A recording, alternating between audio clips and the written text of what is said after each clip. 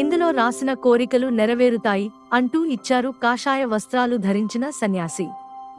కానీ జాగ్రత్త, ఒకరి కోరిక నెరవేరితే మరొకరిది వ్యర్థం అవుతుంది. అది ప్రకృతి నియమం అని హెచ్చరించారు. సుమన దగ్గర నోట్బుక్ ఒక వారం ఉంది. ఎన్నో కోరికలు రాయాలనుకుంది, డబ్బు, ఇల్లు, ఉద్యోగం. కానీ ఒక రోజు వార్తల్లో చూసింది, కరువుతో అల్లాడుతున్న ప్రజలు, యుద్ధంతో నష్టపోతున్న పిల్లలు.